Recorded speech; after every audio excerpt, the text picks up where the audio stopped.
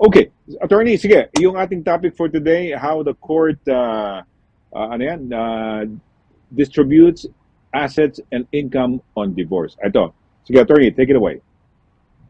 Thank you, Mr. Laraga. Nandito pa rin po tayo sa ating financial, matrimonial finances series. I'll take you back a few weeks ago. Pumunta na tayo sa proceedings on matrimonial finances.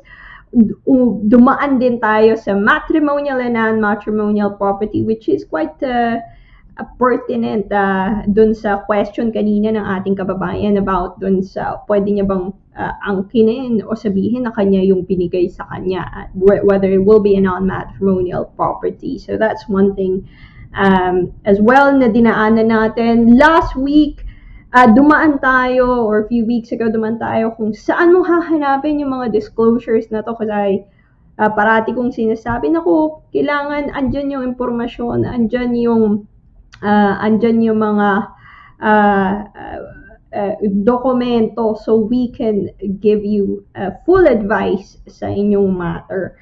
Ngayon, dito tayo sa pinaka-importanting question. Ito talaga parating tinatanong sa akin ng mga kliyente. So, attorney, paano ba? Ano bang gagawin ng korte dyan? Anong gagawin ng korte sa impormasyon na binigay namin sa'yo? So, tinuruan mo na kaming hanapin yung mga impormasyon na yan. Tinuruan mo na kaming pumunta sa bangko, pumunta sa estate agent, pumunta sa financial advisor, mortgageability, and so on and so forth.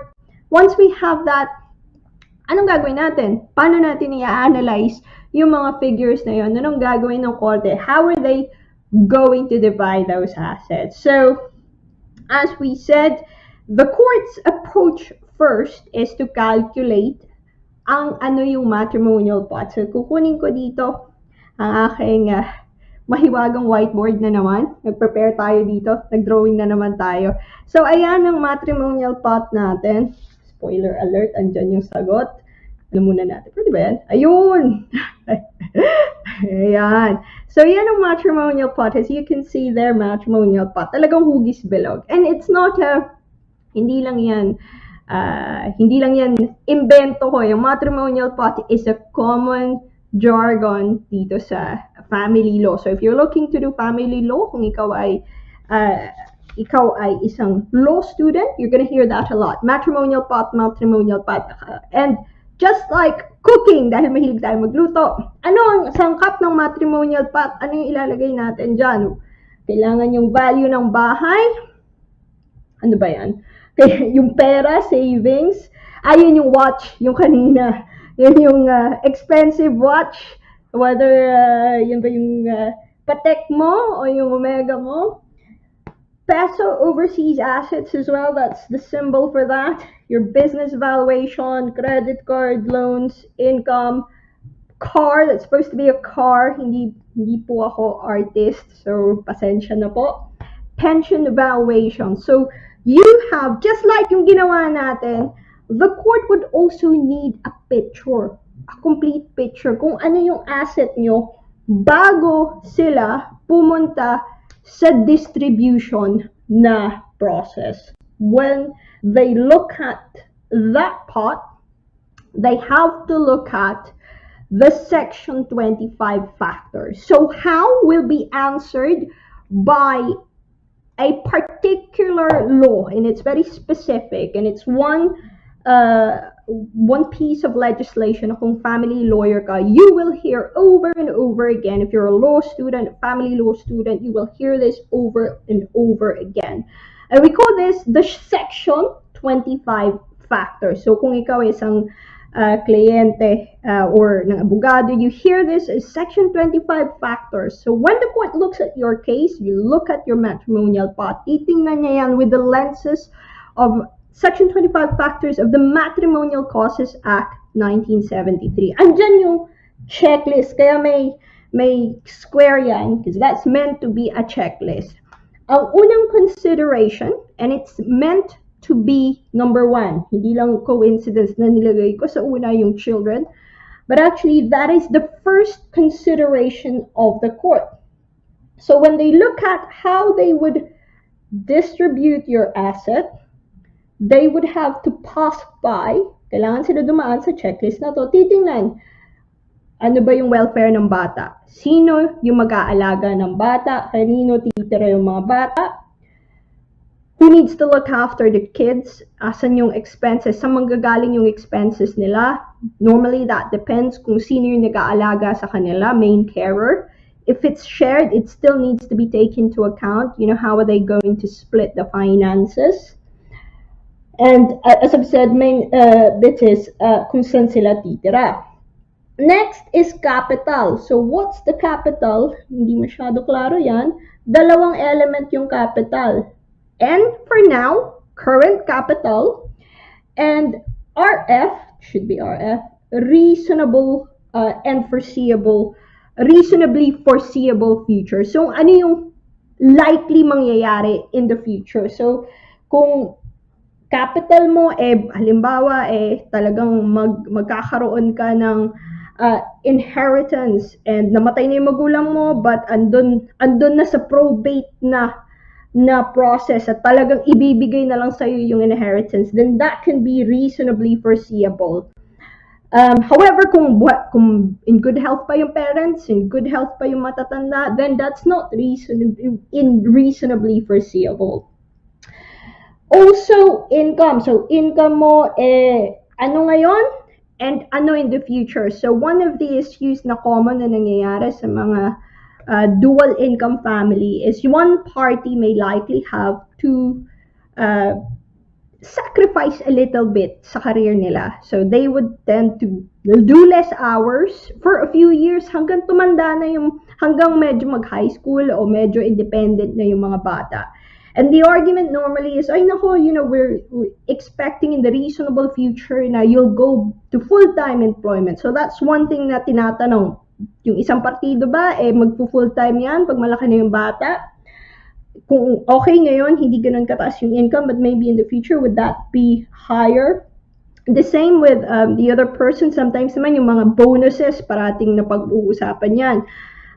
Yung income ngayon, although it's not high kasi basic lang, maybe next year, end ng financial year, mataas ang bonus niyan. And it's reasonably foreseeable. Dahil alam ko, every year, 5 years na yan, nagkaka-bonus yan. So those things, titingnan ng korte yan. Capital. So capital, those pension, now and in the future, your car, your house, your savings, overseas and here. We've talked about income, check natin. Standard of living, titingnan din ng korte. Ano ba yung standard of living? If you see yung Form E, yung form na if you fill up nyo, when you're completing your financial disclosure, may isang paragraph doon tatanungin ka. And people find it quite interesting. O bakit tinatanong ng korte kung ano yung standard of living ko? Living namin nung magkasama pa kami. It's exactly because of Section 25 factors. Dahil nakalagay po yan sa batas. So, titingnan, ano ba, ilan ba yung holidays niyo per year? O umuwi kami sa Pilipinas per year. And pupunta kami sa Europe per year. In other circumstances like, siguro yung mga tawag naman, the Paul McCartney cases, sabihin nila, we have 10 holidays per year. We have a holiday every month. So, titingnan ng korte kung ano yung standard of living ng isang pamilya. Most importantly, titingnan yung age. Gaano ba kalapit sa retirement yung isang partido? How many years na agwat nila, whether one party has more gainful employment years than the other party. And the next one is length of marriage. So, quite interestingly, it depends on circumstances, normally kung gaano yung impact nitong factor na to. But in the case law says, ano ba yung mahabang marriage? What is it? Ilang taon ba ang long marriage? By case law rather, it's 12 years above, including live-in, including cohabitation. Pwede mong i-count yung cohabitation. So, kung 5 years kayong kasal, pero 7 years kayong nagsama as live-in, that is a long marriage. As long as dire-diretso yan, that is a long marriage. So, the court will have a look at that. The reasoning behind that is the longer na magkasama kayo, the longer na married-like couple kayo, is mas intertwined talaga yung inyong mga finances. The same contributions was actually should be there is extraordinary contributions. Hindi lang dahil ikaw yung parating both ways, it looks both ways. Contributions, hindi yung natural contributions. So in a marriage, in a partnership, one party is expected to go to work, one party is in traditional way is expected to look after the children or look after the family, or more now dual income, pero one party does a bit more of the DIY, yung isa nagluluto. Hindi yan yung extraordinary contribution na hinahanap ng korte. Ang extraordinary contribution, and by case law, and sample dyan is really Paul McCartney. So when Paul McCartney, 400 million yung asset base niya, most of that were just generated by his extraordinary contribution, which is his genius, his extreme success in the music industry. So that is extraordinary contribution. We see a lot of that, yung mga biglang mga henyo na biglang we hear a lot about startup, yung biglang naging multi-billion yung kanilang startup. You know, they started together as a family na medyo modest, and then nagkaroon ng technical innovation yung isang partido, yung for one party, and then they become a multi-billionaire. Halimbawa si Mark Zuckerberg, that is an extraordinary contribution. It's something that is, we call it an elephant in the room that you really can't unsee. Yun ang contribution na more beyond the usual. Next is conduct, pero hindi po ito yung affairs, hindi po ito yung sadly not even, yung not even domestic violence. Most cases hindi din yun conduct. So conduct is very, very extreme cases. It's conduct that would normally affect someone's employability. So may one time na domestic violence na kinonsider ng korte when they were dividing the assets.